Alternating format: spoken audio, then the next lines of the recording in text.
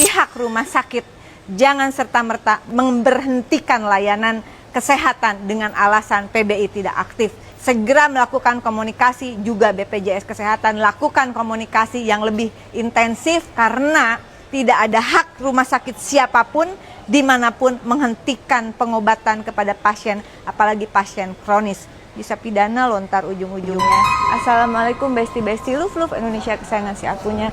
Jumpa lagi di Viral for Justice dengan hashtag kita, Save Sistem Jaminan Sosial Nasional, reaktivasi peserta penerima bantuan iuran, kesalahan administrasi, rakyat jangan dikorbankan. Nah, Indonesia, DPR berjuang, berusaha keras untuk ada segera perbaikan dari kurang lebih 11 juta orang penerima PBI yang kabarnya terindikasi dihapuskan dalam kepesertaan jaminan sosial. Hari ini atas prakarsa dari pimpinan DPR Profesor Dasko, kita mengadakan rapat konsultasi untuk mencari solusi antara Komisi 8, Komisi 9, dan Komisi 11 DPR RI beserta dengan pemerintah yang diwakili oleh pihak Kementerian Keuangan, Kementerian Bappenas, Kementerian Sosial, kemudian juga ada Badan Pusat Statistik dan Kementerian Kesehatan. Kita akan ikuti langsung seperti apa rapatnya, doakan mudah-mudahan ada hasilnya. Let's go. Tentu soal sistem jaminan sosial nasional adalah soal HAM warga negara yang dimandatkan juga dalam peraturan nasional kita maupun dalam peraturan internasional. Kita kembali sedikit pada Undang-Undang 40 2004 yang mengamanatkan adanya kenapa kita bisa ada BPJS sekarang ini. Undang-undang tentang SJSN ada prinsipnya 7, undang-undang kegotong royongan, prinsip nirlaba, keterbukaan, kehati-hatian, akuntabilitas, portabilitas, dan kepesertaan wajib. Lalu kemudian lahirlah Undang-Undang BPJS 25 Oktober 2011. Saya dengan Ibu Putisari berjuang waktu itu di Komisi 9. Kami sama-sama dalam keadaan hamil. Disahkan di paripurna DPR pada tanggal 25 Oktober 2011 dengan Undang-Undang Nomor 24 Tahun 2011. Undang-undang ini lahir tidak dengan mudah. Undang-undang ini bertahun-tahun kami perjuangkan.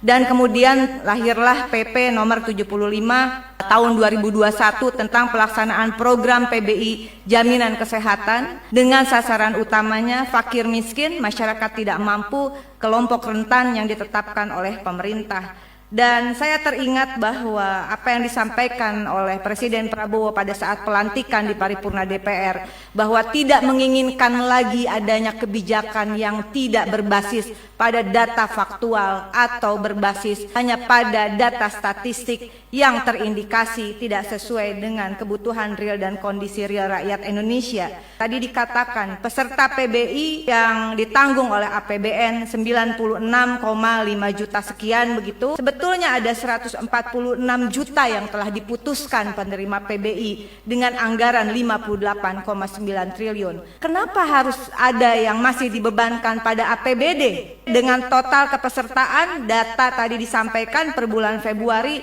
ada 47.392.788 orang masih dibebankan kepada APBD. Padahal di dalam APBN sudah diamanatkan 146 juta dan yang telah dialokasikan 96,515 juta. Artinya keseluruhan peserta PBI saat ini adalah 143.908.093 peserta. Dikalikan jumlah penduduk Februari saat ini, kalau di googling, ini juga datanya belum pasti, tapi anggaplah benar 287,041161 jiwa. Dengan prinsip yang tadi sasaran utama penerima bantuan iuran dari 143,98 juta jiwa, artinya jumlah penduduk miskin Indonesia saat ini 50,31%. Apa kategori negara kita jika 50,31% tidak mampu? Sebetulnya Presiden Prabowo berupaya agar anggaran itu turun langsung ke desa, agar pendataan itu sebetulnya harus dimulai dari desa. Oleh karena itu izin saya merekomendasikan. Pertama, saya sepakat reaktivasi peserta yang dinonaktifkan tadi. Ini persoalan nyawa, ada 120.472 orang kali 42.000 kali 3 bulan hanya 15,179 miliar, bukan uang kita. APBN bukan uang saya, bukan uang kita, uang rakyat. Saya kira cukup ini. Yang kedua adalah benahi ekosistem data yang terintegrasi mulai dari desa dan kelurahan. Saya yakin bahwa anggaran tepat sasaran jika data tepat sasaran. Oke, Indonesia dimanapun berada. Tadi saya di rapat gabungan, saya mengatakan bahwa pertama, masalah jaminan sosial, khususnya kali ini adalah jaminan kesehatan, adalah hak bagi setiap warga negara yang dijamin konstitusi dan sudah ada undang-undangnya. Undang-undang Sistem Jaminan Sosial Nasional, Undang-undang BPJS beserta turunannya, dan alokasi anggarannya sesuai dengan data yang ada. Masalahnya datanya apakah sesuai atau tidak. Itulah yang harus kita benahi. Tapi tidak bisa serta-merta lalu dihapuskan. Dalam tanda kutip infonya 11 juta tidak aktifkan. Itu bukan hanya deretan angka, itu orang, itu nyawa manusia. Saya selalu mengatakan di balik angka dalam data negara ada nasib dan nyawa jutaan rakyat yang dipertaruhkan.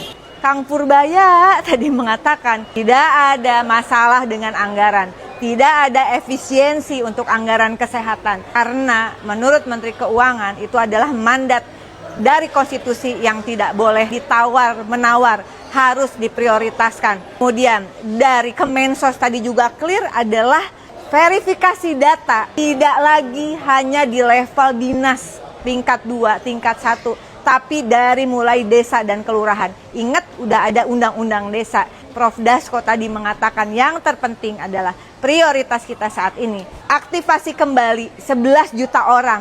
Kalau datanya belum bisa dibenerin, tidak ada hak menghapus. 120.000 sekian orang yang menderita penyakit kronis, itulah target diaktifasi. Nggak usah tawar-tawaran dulu, duit ada.